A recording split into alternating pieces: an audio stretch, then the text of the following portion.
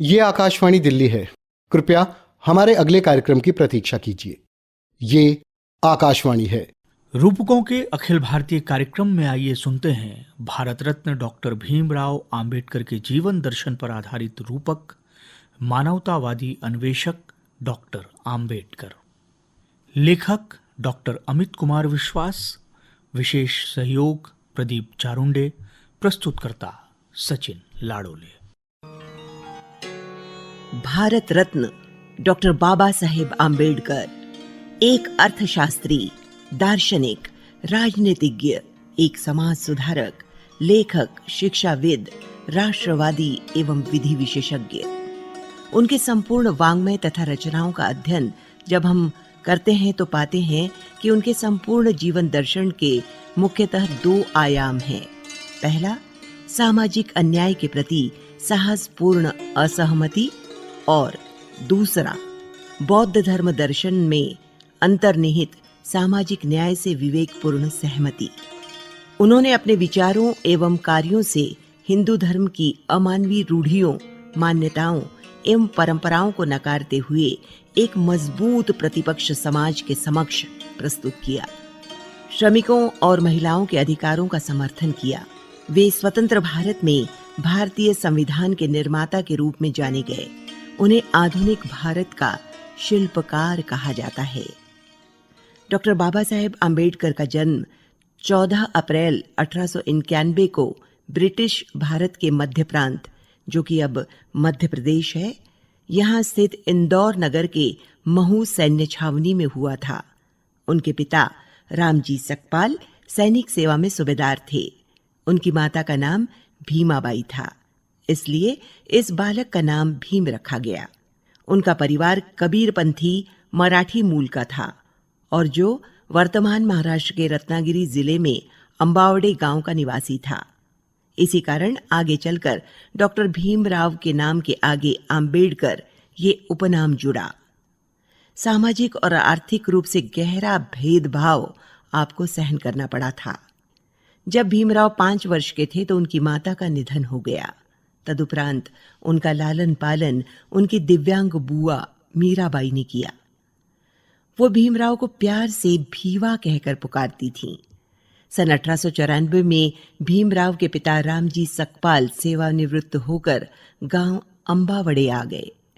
फिर बच्चों की पढ़ाई के ख्याल से 1897 में पूरा परिवार मुंबई स्थलांतरित हुआ। आंबेडकर ने सतारा जिले में राजवाड़ा चौक स्थित गवर्नमेंट हाई स्कूल में 7 नवंबर 1900 को अंग्रेजी की पहली कक्षा में प्रवेश लिया। जब भीमराव अंग्रेजी चौथी कक्षा की परीक्षा अच्छे अंकों में उत्तीर्ण हुए, तब लोगों ने इसे सार्वजनिक उत्सव के रूप में मनाया। उनके परिवार के मित्र एवं लेखक दादा केलुस्कर द्वारा स्वलिखित बुद्ध चरित्र उन्हें भेंट में दी गई। इसे पढ़कर उन्होंने पहली बार गौतम बुद्ध और बौद्ध धर्म को जाना एवं उनकी शिक्षा से प्रभावित हुए। केलुस्कर भीमराव को बड़ौदा के शिक्षा प्रेमी महाराजा सयाजीराव गायकवाड़ के पास लेकर गए। महाराज ने भीमराव से कुछ प्रश्न पूछने के बाद खुश होकर उन्हें 25 रुपए मासिक छात्रवृत्ति देना स्वीकार कर लिया। 1907 में भीमराव ने मैट्रिक परीक्षा उत्तीर्ण की और अगले वर्ष उन्होंने 3 जनवरी 1908 में एल्फिस्टन कॉलेज मुंबई में प्रवेश लिया। इस स्तर पर शिक्षा प्राप्त करने वाले अपने समुदाय के वे पहले व्यक्ति थे। सन 1912 में उन्होंने बॉम्बे विश्वविद्यालय से अर्थशास्त्र और राजनीतिक विज्ञान में कला स्नातक यानी बीए की पदवी प्राप्त की।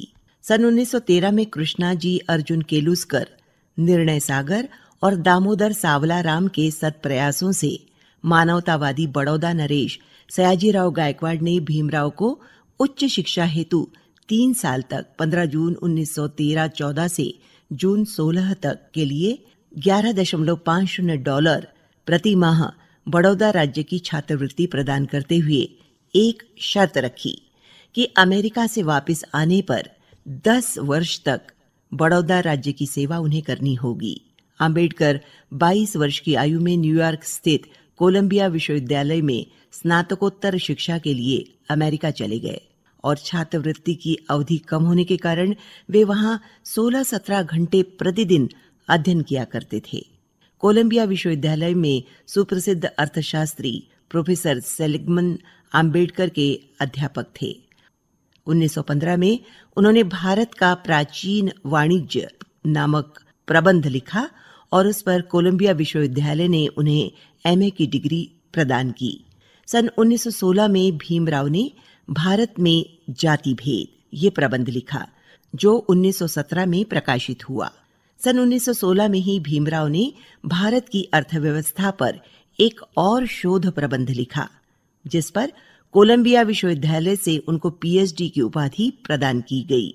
अंबेडकर की अध्ययनशीलता को देखते हुए सयाजीराव गायकवाड़ ने 1 वर्ष की छात्रवृत्ति और बढ़ा दी और जून 1916 में डॉक्टर अंबेडकर लंदन चले गए और जहां पर उन्होंने विधि अध्ययन के लिए द ग्रेज इन और अर्थशास्त्र अध्ययन के लिए London school of economics and political science में प्रवेश लिया।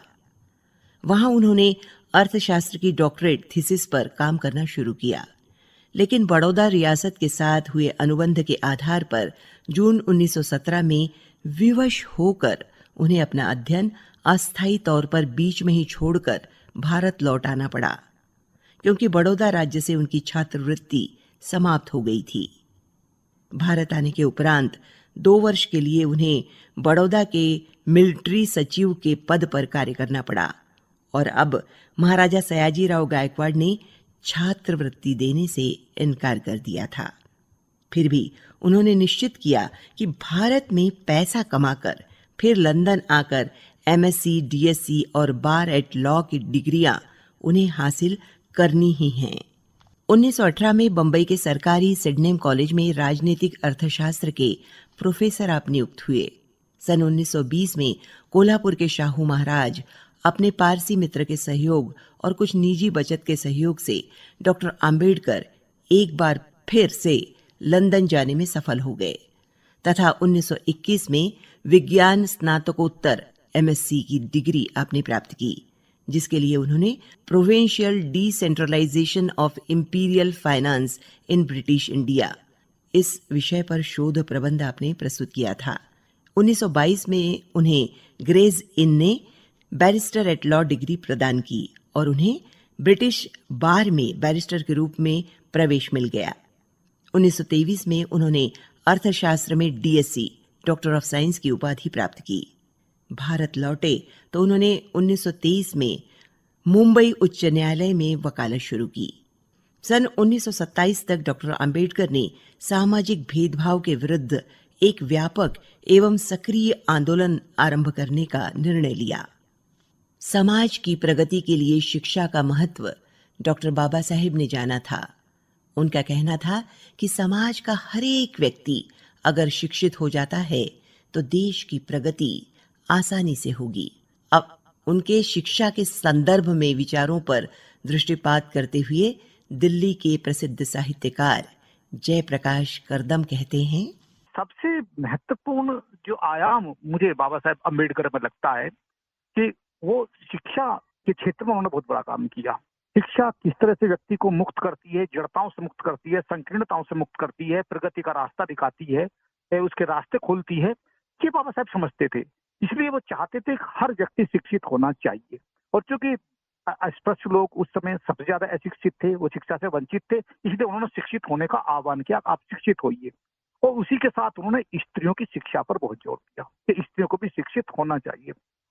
उन्होंने किताबें लिखी विविध विषयों पर, दूसरे लोगों ने भी लिखी, और उनको प्रकाशन करने के लिए उन्होंने पीपल्स एजुकेशन सोसाइटी बनाई और उसके तहत बहुत सारा एक लिटरेचर आया जो बाद में इसको लोग पढ़ते हैं। और बाबा साहेब अम्बेडकर उसी के आधार पर ही पूरी दुनिया में बाद में जाने गए। आज जो हम समाज का, दलित समाज में मध्यम वर्ग उभरता देख रहे हैं या उन्हें जीवन के बहुत सारे क्षेत्रों में उनमें आता हुआ देख रहे हैं, ये उसका कारण ये है कि उन्होंने बाबा साहेब के उस आह्वान को एक सूत्र के रूप में ये अंगीकार किया, मान लिया कि ये शिक्षा ही हमारा मुक्ति का रास्ता खोल सकती है। बाबा साहेब अम्बेडकर एक सिंबल ऑफ नॉलेज के रूप में जाने जाते हैं, वो ज्ञान के प्रतीक हैं, पूरी दुनिया उन इस बात को मानती है। तो वो एक ऐसे प्रज्ञा पुरुष तो जिनसे उनसे यदि हम कुछ सीख सकते हैं तो शिक्षित होना सीख सकते हैं। और वो शिक्षित होना केवल डिग्रियां लेना नहीं है, वो शिक्षित होना केवल नौकरी पाना नहीं है, बल्कि वो शिक्षित होना है एक मनुष्य के रूप में मनुष्य बनना। कैसे मनुष्य बन सकता है? मनुष्य तब बन सकता है जब वो उन संकीर्णताओं से मुक्त हो कि जो मनुष्यता को बाधित करती हैं। जब व्यक्ति जातिवाद, वर्णवाद, संप्रदायवाद, इन सब चीजों से मुक्त होता है, जब व्यक्ति अंधविश्वास, पाखंड, जिस तरह की चीजें हैं, दिखावा, उन चीजों से मुक्त होता है और वो सच को सच की तरह स्वीकार करता है, उसकी दृष्टि वैज्ञानिक हो जाती है, वो तथ्यों के आधार पर, तर्कों के आधार पर बात करता है, वो ये जो जागरूकता आ जाना, ये असली शिक्षा होती है। हम कैसे समाज को मानवीय समाज और कैसे राष्ट्र को एक समता मूलक राष्ट्र बना सकते हैं, ये हमें अच्छी शिक्षा के माध्यम से हो सकता है। और मैं समझता हूँ आज के दिन बाबा साहब अम्बेडकर को इसी तरह से याद करना अच्छा है। डॉक्टर आम्बेडकर ने 3 महापुरुषों कबीर, महात्मा ज्योतिबा फुले और भगवान बुद्ध को अपना प्रेरणा स्रोत बताया है। वे कहते हैं, कबीर ने उन्हें भक्ति भावना की प्रेरणा दी, ज्योतिबा फुले ने उन्हें विषमतावादी विचारधारा का विरोध करने के लिए प्रेरित किया और शिक्षा तथा आर्थिक उत्थान का रास्ता दिखाया, और बुद्ध ने उन्हें मानसिक और दार्शनिक आधार प्रदान किया। फलस्वरूप पीड़ितों के उद्धार का मार्गदर्शन प्राप्त हुआ, जिसका माध्यम था सामूहिक धर्म परिवर्तन। उनकी लोकतंत्र में गहरी आस्था थी। डॉक्टर बाबा साहेब अम्बेडकर ने अर्थशास्त्र के विषय को अपनी प्रतिभा और अद्वितीय विश्लेषण क्षमता से लगातार समृद्ध किया है। आर्थिक विचारों पर आधारित राज्य समाजवाद के माध्यम से डॉक्टर बाबा साहेब अम्बेडकर ने भारत की अर्थव्यवस्था मजबूत करने का एक बहुत बड़ा प्रयास किया। इस पर चिंतनात्मक विचार रखते हुए अर्थशास्त्र विषय के सेवानिवृत्त विभाग प्रमुख डॉक्टर M.L. कासारे। जब बाबा साहब अम्बेडकर को स्वतंत्र भारत के संविधान का मुख्य निर्माता चुना गया, तो यह ऐसे व्यक्ति को असाधारण विशिष्टता एवं सम्मान प्रदान करना था जो उसके लिए उत्कृष्ट रूप में योग्य था।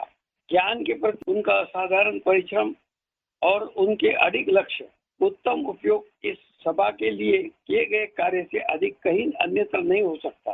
समाज व्यवस्था की एक नवीन धारणा को विकसित करने में उनके प्रयास सफल रहे। विशेषकर भारतीय समाज के कमजोर वर्गों के आर्थिक कल्याण के प्रति समाजवादी वचनबद्धता के साथ साथ राजनीतिक लोकतंत्र सहित सामाजिक क्रांति का लक्ष्य महत्वपूर्ण था।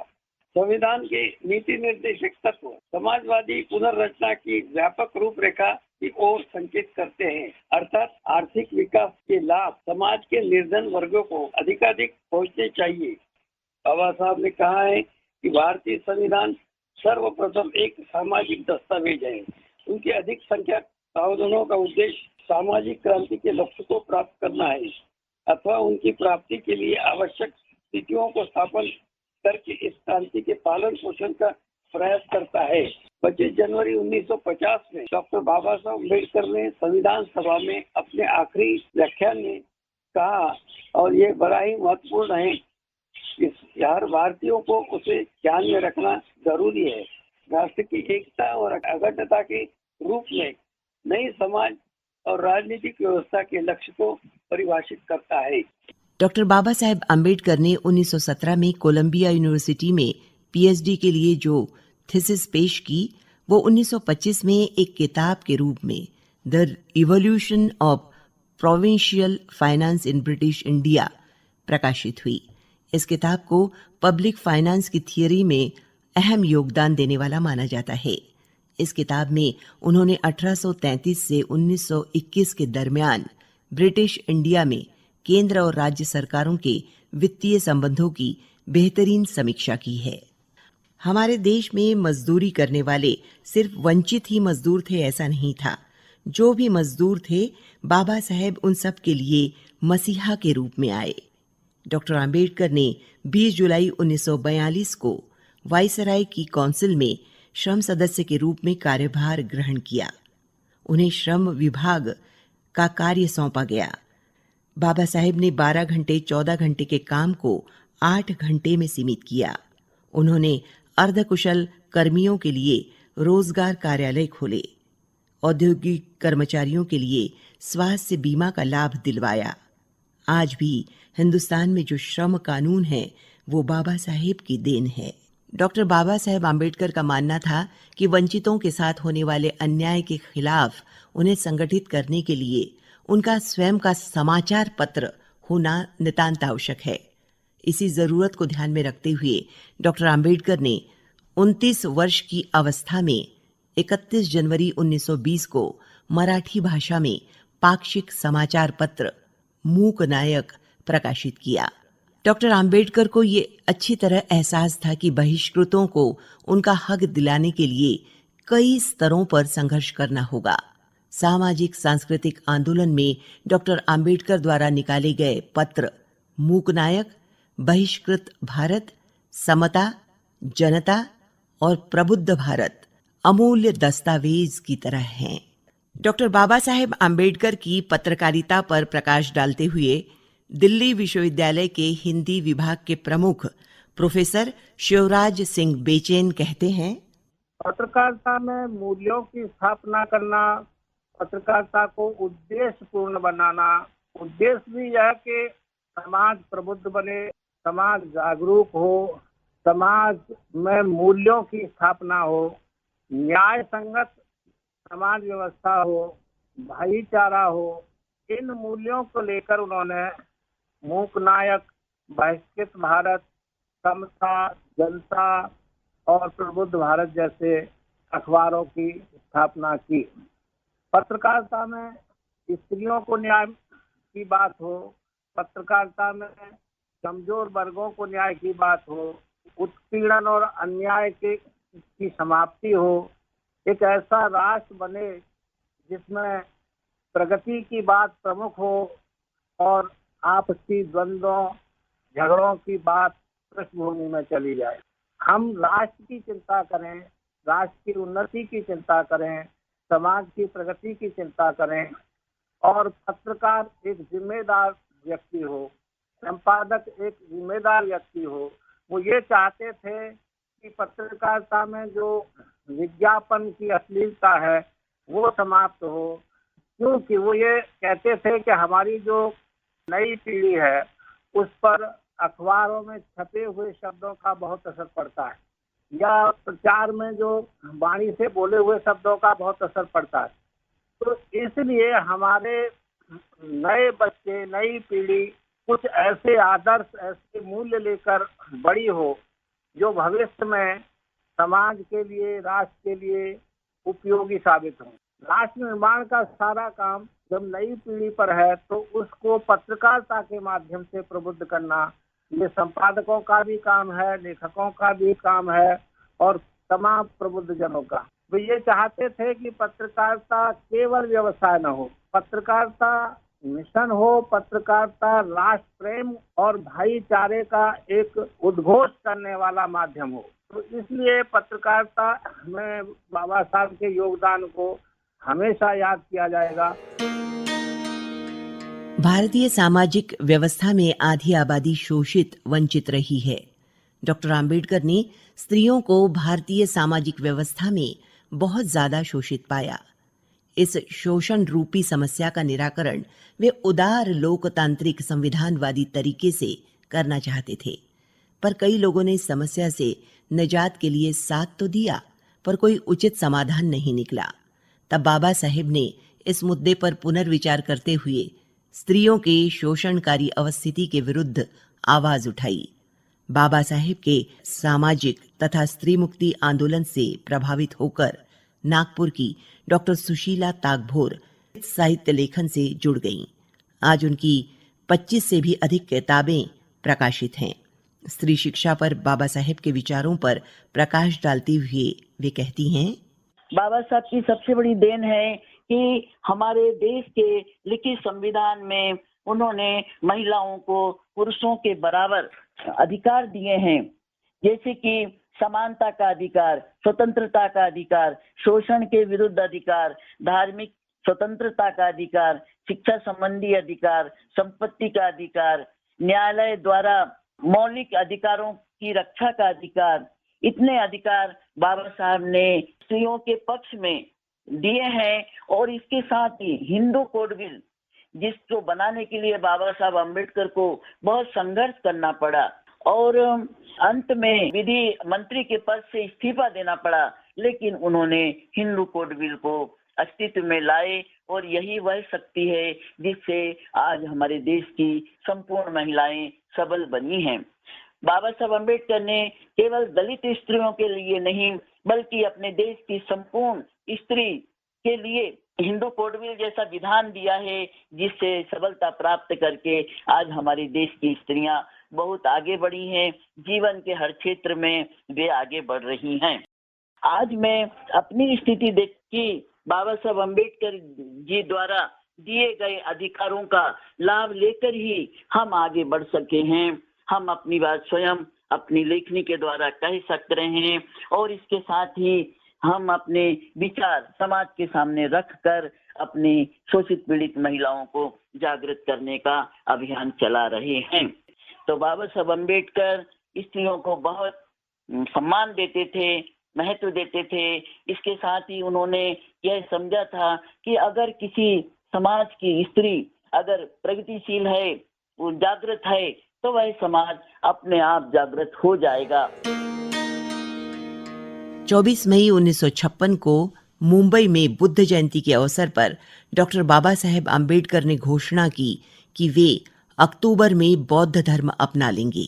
14 अक्टूबर 1956 को नागपुर दीक्षा भूमि में सुबह 9:40 से 9:45 के बीच डॉक्टर बाबा साहेब आम्बेडकर ने श्रीलंका के एक महान बौद्ध भिक्षु महात्थवीर चंद्रमणि से पारंपरिक तरीके से त्रिशरण ग्रहण कर और पंचशील को अपनाते हुए बौद्ध धर्म का स्वीकार किया।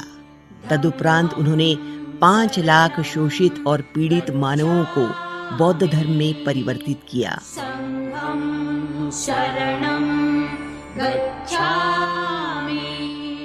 ये रक्तहीन सामाजिक क्रांति थी जिसने जातिविहीन समाज स्थापित किया, जिसमें चातुर्वर्ण जाति व्यवस्था और अस्पृश्यता का कोई स्थान नहीं है। डॉक्टर बाबा साहेब आम्बेडकर सामाजिक समरसता के लिए ज्ञान आधारित समाज का निर्माण करना चाहते थे। इसलिए उनका आग्रह था कि शिक्षित बनो, संगठित हो और संघर्ष करो। इस संघर्ष में धम्म का अनुसरण उनकी निष्ठा थी। भीमराव भगवान बुद्ध के जिस धम्म पथ को स्वीकारते हैं उसमें प्रज्ञा या विचार धम्म महत्वपूर्ण है, परंतु केवल ज्ञान शील के बिना अधूरा है। इसलिए शील या आचरण धम्म भी महत्वपूर्ण माना है। प्रज्ञा, शील, करुणा और मैत्री भावों से संचालित समाज ही समरस समाज हो सकता है, जो सामाजिक क्रांति का नैतिक आदर्श है। डॉक्टर बाबा साहेब आम्बेडकर की जयंती प्रतिवर्ष भारतवर्ष में धूमधाम से मनाई जाती है, लेकिन डॉक्टर बाबा साहेब आम्बेडकर को क्या अपेक्षित था? वे कैसा जश्न चाहते थे? उत्सव को वे किस रूप में देखते थे?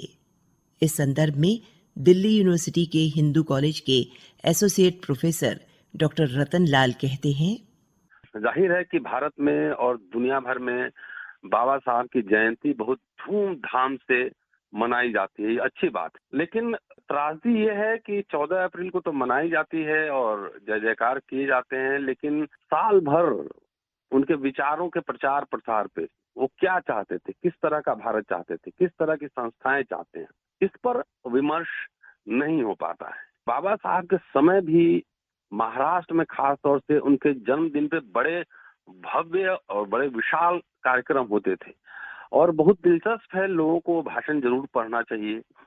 बाबा साहब बार बार कहते थे कि मेरा जन्मदिन नहीं मनाइए, और एक बार बहुत गुस्सा में बोले कि इस बार आखिरी है, मेरा जन्मदिन नहीं मनाओ। और जब भी जन्मदिन में जाते थे मनाने तो उन्होंने एक मुहिम चलाया था, लेट 30s में शायद शुरू हुई थी वो, उसका नाम था इमारत फंड। जब भी जाते थे अपने बर्थडे के जश्न में तो एक तो मना करते थे कि मुझे काम, उस दिन भी काम करते थे, किताब लिखते थे, और अपने इस प्रोग्राम में वो इमारत फंड के लिए लोगों से चंदे की अपील करते थे। और इमारत फंड किस लिए? इमारत फंड बॉम्बे में एक सामुदायिक भवन बनाने के लिए, स्कूल बनाने के लिए, कॉलेज बनाने के लिए। और देखेंगे उनके जीवन के पूरे संघर्ष को, तो चाहे मूक राय खोलना हो, चाहे भारत भूषण प्रिंटिंग प्रेस हो, चाहे बहिष्कृत भारत डिप्रेस क्लास इंस्टीट्यूट बनाना हो, चाहे schedule caste federation, independent labour party या फिर पीपुल्स एजुकेशन सोसाइटी, उन्होंने जीवन भर संस्थाएं बनाई। सिद्धार्थ कॉलेज, मिलिंद कॉलेज, उन्होंने ये संस्थाओं का निर्माण किया और संस्थाओं का निर्माण किया समाज से मदद लेकर। तो बेसिक बात है कि इस बात को समझना है कि बाबा साहब एक आधुनिक, एक मॉडर्न डेमोक्रेटिक नेशन, एक मजबूत राष्ट्र का निर्माण करना चाहते थे और जानते थे कि स्कूल, कॉलेज, विश्वविद्यालय, अखबार का क्या महत्व है, इसलिए वो संस्थाएं बनाते थे। लेकिन बाबा साहब डॉक्टर अंबेडकर ने अपने जन्मदिन को किस पर्पस से मनाया, अगर गए भी तो क्या संदेश देना चाहते थे, ये महत्वपूर्ण है। उन्होंने कभी अपने लिए कोई संपत्ति अर्जित नहीं की, उन्होंने कुछ भी नहीं मांगा। तो इसलिए मेरी राय है कि बाबा साहब के जन्मदिन मनाया जाए, याद किया जाए, लेकिन उनका जो मौलिक संदेश है कि संस्थाओं का निर्माण किया जाए, शिक्षा पे उनका बल था, वो किया जाए, इस पे सब लोगों को ध्यान देने की जरूरत है। सच में ही कुमारी लवलेश ने अपनी पुस्तक भारतीय राजनीतिक चिंतन में लिखा है कि भारतीय समाज की आंखों से पाखंड एवं अंधविश्वास की पट्टी हटाने वाले सच्चे लोकतंत्र के पक्षधर, भारतीय संविधान के निर्माता, एक वैज्ञानिक पद्धति के विश्लेषक, वंचितों के मुक्तिदाता, नारियों के सच्चे पक्षधर, जीवन पर्यंत शोधकर्ता, जांबाज एवं सृजनात्मक पत्रकार, वर्ण व्यवस्था एवं जाति प्रथा के कट्टर विरोधी, साम्राज्यवाद एवं पूंजीवाद के विरोधी, एक खुले समाज के प्रवर्तक, आदर्श आर्थिक, राजनीतिक तथा सामाजिक अधिकारों के महान समर्थक एवं मजदूरों के नेता, सामाजिक न्याय एवं आरक्षण के संस्थापक के रूप में उनको एवं उनके व्यक्तित्व को न तो भुलाया जा सकता है, न ही उनके विचारों को समेटा जा सकता है। डॉक्टर बाबा साहेब आम्बेडकर सचमुच एक बिरले व्यक्तित्व थे, जैसा व्यक्तित्व उनके सिवाय न तो इतिहास में हुआ है और न ही शायद आगे भविष्य में होगा।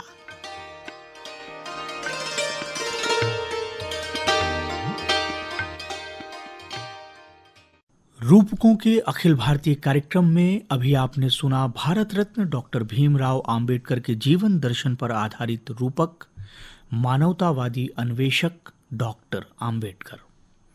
लेखक डॉक्टर अमित कुमार विश्वास, निवेदन श्रद्धा भारद्वाज, विशेष सहयोग प्रदीप चारुंडे, प्रस्तुतकर्ता सचिन लाड़ोले। ये आकाशवाणी नागपुर केंद्र की प्रस्तुति थी।